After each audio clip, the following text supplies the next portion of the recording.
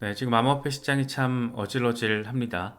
미국 증시는 AI 기대감으로 어떻게든 버티는 분위기고 코스피는 거의 광기의 투기장이 펼쳐지고 있는데 암호화폐 시장은 이 생산자 물가지수 PPI 한 방에 그대로 얻어맞고 있습니다. 이게 진짜 짜증나서 이 코인 투자 못하겠다 뭐 이런 말이 자연스럽게 느껴지는 그런 상황입니다. 비트코인은 8만 달러 부근에서 다시 흔들리는 모습을 보였고 알트코인은 더 크게 밀리고 있습니다. 특히나 XRP 답답합니다. 현물 ETF에 자금이 들어온다라는 소식 전해지고 있고 또 리플이 기관 인프라를 계속 확장한다라는 내용도 전해지고 있어서 뭔가 기대감을 가질 법한 그런 상황이기도 하지만 정작 가격은 답답합니다.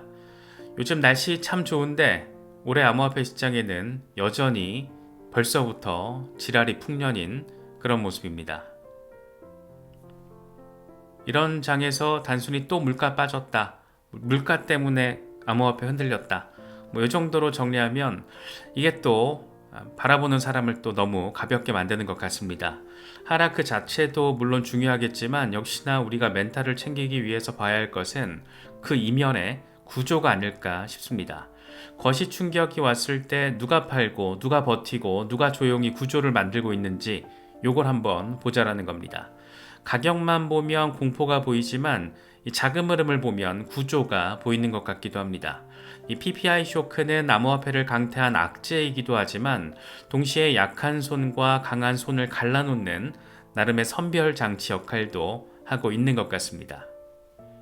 이번 영상에서 짚어볼 핵심은 세 가지입니다. 왜 미국 증시는 AI 기대감으로 버티는데 암호화폐는 더 세게 때려맞고 있는 걸까? 또 비트코인 8만 달러 부근에서 단기 보유자들이 어떤 움직임을 지금 보이고 있는지, 그리고 XRP 시장에서 왜 현물 ETF 자금과 선물 시장의 비관론이 정면으로 충돌하고 있는지입니다. 결론부터 간단히 정리하면 이렇습니다. 지금 시장의 핵심은 호재가 있느냐 없느냐가 아닌 것 같습니다. 호재를 밀어올릴 유동성이 살아있느냐, 그리고 현물 자금이 레버리지 매도를 이길 수 있느냐, 이게 더 중요한 것 같습니다. 먼저 거시부터 보겠습니다. 이번 하락장의 직접적인 방아쇠는 PPI, 미국 생산자 물가 지수였습니다. 미국의 4월 PPI는 전월 대비 1.4% 폭등했습니다. 2022년 3월 이후 가장 큰 폭의 상승폭을 보이고 있습니다. 전년 대비 상승률도 6%로 시장 예상치를 크게 웃돌았습니다. PPI는 기업이 물건을 만들고 서비스를 제공할 때 드는 비용을 보여주는 지표인데 결국 이 숫자가 뛰면 다음번에 공개될 PPI, 이 소비자 가격으로 넘어갈 가능성이 커집니다. 다시 말해서 PPI는 CPI의 선행 지표로 해석할 수 있는 겁니다. 이게 중요한 이유는 시장의 반응 때문입니다. PPI가 크게 오르면 진짜 이번처럼 예상치보다 몇 배씩 올라버리면 시장은 자동적으로 이렇게 해석합니다. 연준이 금리 쉽게 못 내리겠구나. 암호화폐는 금리 인하 기대를 먹고 올라가는 자산 성격이 굉장히 강합니다. 비트코인을 디지털 금으로 보는 시각도 있고 XRP를 결제 인프라로 보는 시각도 있지만 단기 가격은 결국 유동성에 가장 민감합니다. 금리가 내려갈 것 같으면 위험 자산으로 돈이 들어오고 금리 인하가 멀어질 것 같으면 가장 먼저 빠지는 자산 중에 하나가 코인입니다. 지금 시장은 정확히 그런 반응을 보이고 있다라고도 바라볼 수가 있습니다. 여기에 지금 중동 리스크까지 겹쳐 있습니다. 에너지 가격이 다시 흔들리면 물가 문제가 더 복잡해집니다. AP 보도 내용을 보면 미국 도매 물가 급등의 배경으로 에너지 비용 상승, 그리고 공급망 부담이 함께 지목됐습니다. 유가가 흔들리면 운송비, 제조비, 물류비가 한꺼번에 올라갑니다. 그러면 기업은 마진을 줄이거나 가격을 올려야 합니다. 이 과정에서 시장은 인플레이션 재상승을 다시 걱정하게 됩니다. PPI는 단순한 숫자가 아니라 금리 인하의 환상이 흔들리는 그런 장면이 될 수 있는 겁니다. 여기서 자연스럽게 질문이 하나 나옵니다. 왜 같은 위험 자산인데 미국 증시는 버티고 코인은 더 세게 지랄맞게 빠지고 있느냐는 겁니다. 차이는 이렇게 정리할 수 있습니다. 주식시장에는 지금 AI라는 실적 기대감이 자리하고 있습니다. 엔비디아, 반도체, 클라우드, 데이터 센터, 전력 인프라 등등 시장은 여전히 AI가 기업 이익을 끌어올릴 수 있다. 이런 내러티브에 지금 기대고 있습니다. 미국 증시도 비싸고 부담스럽긴 한데 그래도 적어도 주식시장에는 이 실적이라는 방어막이 있습니다.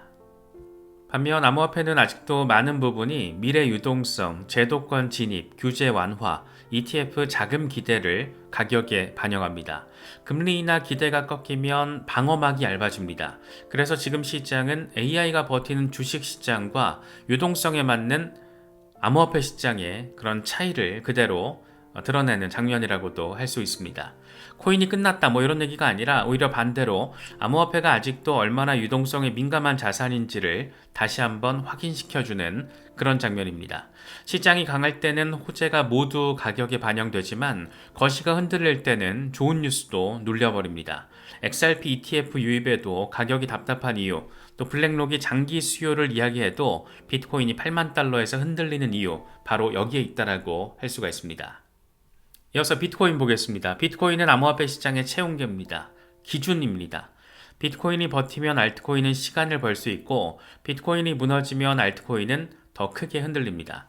지금 비트코인의 핵심 가격대는 8만 달러입니다. 8만 달러는 단순한 숫자가 아니고 시장 심리의 나름 경계선이라고 할 수 있습니다. 이 위로 올라가면 그래도 위험자산 랠리가 살아있다 뭐 이런 해석이 가능해지고 이 아래로 계속 밀리면 금리와 물가에 밀려서 리스크 오프가 강해진다 이런 해석이 나오게 됩니다. 그런데 매도의 성격을 자세히 보면 흥미로운 부분이 있습니다. 현재 매도는 완전한 공포 투매라기보다 단기 보유자들의 차익 실현 성격이 강합니다. 암호화폐 분석가 암르 타하는 크립토 퀀트 기고문을 통해서 4월 중순 이후 단기 보유자들이 5차례에 걸쳐서 7,000 BTC 이상을 바이낸스로 입금했다라고 분석했습니다. 특히 비트코인이 7만 5천 달러를 넘어선 뒤에 입금 흐름이 눈에 띄게 늘었다라고 내다봤습니다.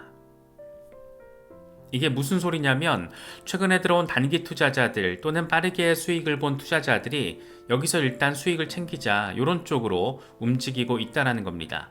손실이 너무 커져서 던지는 매도와 수익이 생겼기 때문에 챙기는 매도는 그 성격이 완전 다릅니다. 손실이 커서 나오는 투매, 이 패닉셀은 시장 붕괴의 신호가 될 수도 있겠지만 차익 실현 매도는 랠리 중간에 흔히 나오는 소화 과정으로 해석될 수도 있습니다. 문제는 이런 매도가 반복되면 가격이 위로 올라갈 때마다 매물이 쏟아질 수 있다는 겁니다. 그래서 비트코인이 8만 달러 부근에서 계속 두들겨 맞고 있는 그런 모습이 나온다라고 바라볼 수가 있습니다. 그렇다면 여기서 가장 헷갈리는 질문은 그러면 지금은 위험한 구간일까 아니면 흔들기 구간일까? 사실 이게 또 단정하기 어려운 그런 자리라고 할 수 있을 것 같습니다. 양쪽 다 가능성이 열려있기 때문입니다.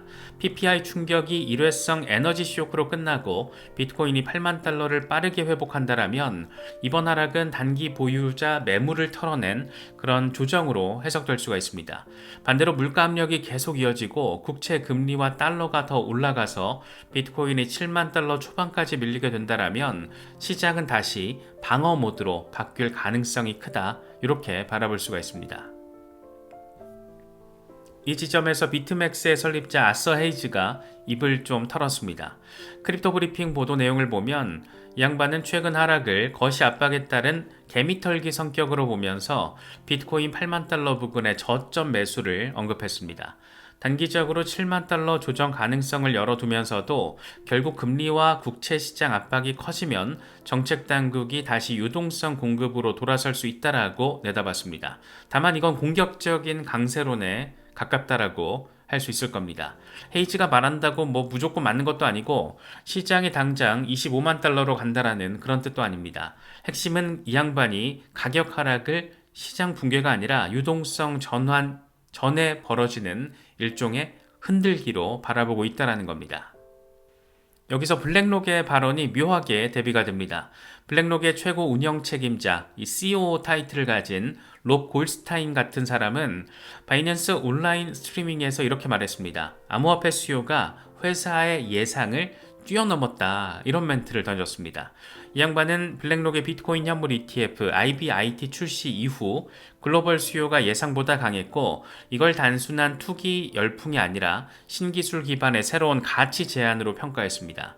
자본시장 도구의 토큰화는 아직 초기 단계이고 성장은 퍼센트 단위가 아니라 배수 단위로 일어날 수 있다라고도 언급을 했습니다. 몇 배씩 그냥 멀티플로 뛸 수 있다. 뭐 이런 일단 듣기에는 기분 좋은 그런 멘트를 던졌습니다.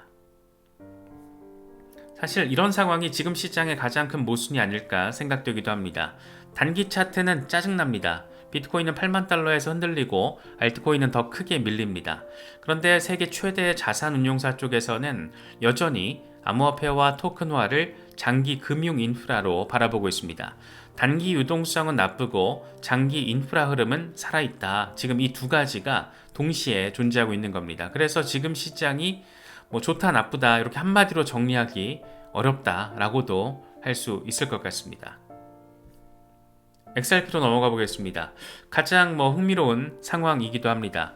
XRP는 기관 현물 자금과 이 선물 시장 비관론이 정면으로 지금 충돌하고 있습니다. 벤진가 보도 내용을 보면 미국 현물 XRP ETF들은 5월 11일 2,580만 달러의 순유입을 기록했습니다. 1월 5일 이후 가장 큰 일간 유입의 규모입니다. 프랭클린 템플턴의 XRP ETF가 1,362만 달러, 비트와이즈 XRP ETF가 759만 달러, 그레이스케일의 GXRP가 459만 달러를 끌어들였고 전체 XRP 현물 ETF 순 자산은 11억 8천만 달러 수준으로 전해졌습니다. 그런데 같은 시점 이 선물 시장은 여전히 차갑습니다. 크립토퀀트 퀵테이크 분석을 보면 XRP가 1.46달러 위로 올라섰는데도 바이낸스 무기한 선물 CVD, 그러니까 누적 거래량 델타는 마이너스 4억 3,400만 달러까지 내려갔습니다.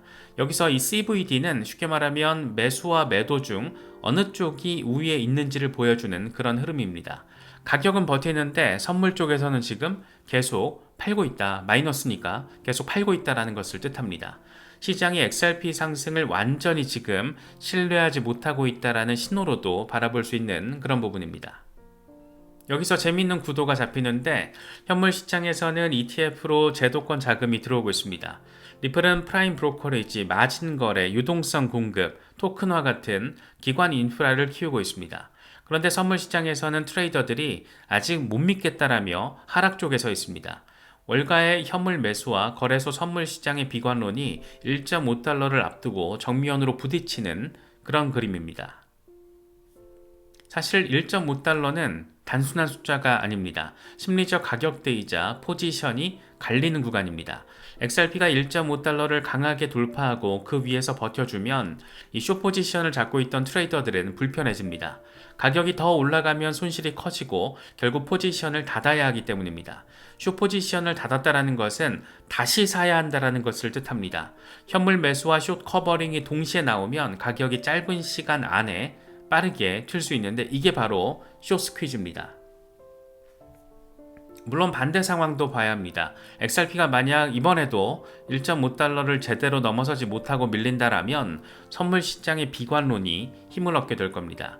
ETF 유입이 하루 이틀 강하게 들어왔다라고 해도 그 흐름이 지속되지 않으면 가격을 계속 밀어올리기 어렵습니다. 게다가 XRP는 투자자들 기억 속에 뉴스는 좋은데 가격은 참 답답한 그런 자산이다라는 이미지가 꽤나 선명합니다. 무지성으로 호재만 보고 들어가는 것은 굉장히 인생 난이도를 높일 수 있다라는 그런 내용입니다. 1.5달러는 그래서 단순 저항선이 아니라 시장이 XRP를 다시 믿을 것인지를 시험하는 테스트 시험대라고도 할 수 있을 것 같습니다. 여기서 에버노스 사례를 짚을 필요가 있습니다. 유투데이 보도 내용을 보면 XRP 트레저리 기업을 표방하고 있는 에버노스 홀딩스는 XRP 매수 전략을 실행한 뒤에 현재 3억 8,900만 달러 미실현 손실을 기록하고 있습니다. 어마무시하게 지금 물려 있는 겁니다. 에버노스는 2025년 가을 평균 2.44달러에 9억 5천만 달러 규모의 XRP를 매수했지만 이후 시장이 급격히 하락하면서 손실 구간에 빡세게 들어가 있습니다. 우리만 물린 게 아니라는 거, 이런 큰 규모의 기관급 자금도 지금 물려 있다라는 거 아주 살짝은 좀 위안이 될까 말까 그런 생각이 들기도 합니다. 이런 사례가 주는 메시지는 그래서 분명합니다. 기관이 산다고 무조건 바로 오르는 게 아니라는 겁니다. 기관도 타이밍이 틀릴 수 있다는 거고 큰 돈이 들어왔다고 가격이 즉각적으로 반응하는 것도 아니라는 겁니다. 기관이 샀으니까 무조건 오른다 이런 식의 희망회로 잘못 돌렸다가 크게 다칠 수 있는 그런 자리로도 볼 수가 있습니다. 다만 반대로 기관이 손실을 보고 있다라고 해서 그 전략이 완전히 실패했다라고 좀 이르게 벌써부터 단정하기도 이릅니다. 핵심은 손실 구간에서 그들이 시장을 떠났는지 아니면 더 큰 인프라를 만들며 버티는지 요거라고 할 수가 있습니다. 리플은 지금 단순히 XRP만 바라보는 그런 회사처럼 움직이지 않고 있다는 거 우리는 잘 알고 있습니다. 리플 프라임, 기관 마진 거래, 유동성 공급, 국채 토큰화 테스트, 스테이블 코인, 결제 인프라까지 계속해서 영역을 넓히면서 존재감을 키우고 있습니다. 최근에는 미국 XRP 현물 ETF 유입과 함께 리플 프라임이 뉴버거 범원으로부터 최대 2억 달러 규모의 금융 지원을 확보했다 라는 거 우리가 짚었었고, 기관 대상 마진 대출과 멀티애셋 거래 서비스를 확장하려고 한다라는 소식도 더해졌습니다. 리플이 JP모건, 마스터카드, 온도파이낸스와 토큰화된 미국 국채 기반 결제 파일럿도 잘 진행했다라고 전해졌습니다. 이 부분이 XRP를 바라보는 데 있어서 가장 어렵지만 가장 중요한 지점이 아닐까 생각되기도 합니다. 리플리라는 회사가 성장하는 것과 XRP 가격이 오르는 게 같은 말이 아니라는 거 우리가 여러 번 짚었습니다. 이 둘 사이에는 그래서 연결 통로가 필요합니다. 회사가 프라임 브로커리지를 키우고 기관 거래를 늘리고 XRP 레저 기반 결제나 이 토큰화 인프라를 확장할 때 그 흐름이 실제 XRP 수요와 유동성으로 이어지는지가 핵심입니다. 과거 XRP 투자자들이 가장 답답해했던 부분도 정확히 이 자리라고 할 수가 있습니다. 리플은 계속 성장하는데 그게 XRP 가격에는 어떻게 연결되느냐, 지금도 이 질문은 살아있고 앞으로도 상당히 중요한 질문이 될 겁니다. 물론 이전과 달라진 점도 굉장히 많습니다. 예전에는 리플의 사업 확장이 주로 기업 간 결제나 해외 송금 얘기였다라면 지금은 ETF, 프라임 브로커리지, 기관 신용, 토큰화, 스테이블 코인까지 엄청 다양하게 연결되고 있습니다. 단순한 파트너십 뉴스와는 무게가 다르다라고 할 수 있습니다. 금융기관이 접근할 수 있는 통로가 그만큼 늘어나고 있다라는 뜻이기 때문입니다. XRP가 진짜 제도권 자산으로 체제 전환을 하려면 개인 거래소의 투기 매매를 넘어서 ETF와 기관 신용 기반 시장 구조가 중요할 텐데 지금 XRP는 그 전환을 지금 시험받는 구간이라고도 할 수 있을 겁니다. 여기에 지금 전반적으로 암호화폐 시장 최대 관심사 클래리티 액트가 따라붙습니다. 코인베이스 CEO 브라이언 암스트롱은 상원의 클래리티 법안 심의를 앞두고 법안이 이전보다 더 강한 초당적 지지를 얻고 있다고 밝혔습니다. 코인텔레그래프 보도 내용을 보면 이 양반은 시장 구조 법안이 그 어느 때보다 강하고 초당적인 위치에 있다고 평가를 했고, 스테이블 코인 이자 문제와 관련해서 틸리스 의원과 올스브룩스 의원의 중재 아래 은행권과 암호화폐 업계가 일정 수준의 합의에 도달했다라고도 전했습니다. 클래리티 액트가 더 진전되면 XRP 같은 자산에는 규제 불확실성 해소라는 프리미엄이 붙을 수가 있습니다. 이제 현지 시간으로 5월 14일인데 암호화폐 역사를 새로 쓰는 분기점이 될지, 우리의 마음을 또 한번 털리게 만드는 분기점이 될지, 진짜 이렇게 되면 또 하나의 지랄맞은 이벤트가 될 텐데 제발 좀 이번에는 그냥 넘어가서 암호화폐 시장에도 의미 있는 전환점이 정말 의미 있게 마련될 수 있으면 좋겠습니다. 얼마 안 남았습니다. 물론 기대감은 크지만 앞서 나가는 건 또 좋지는 않을 수도 있습니다.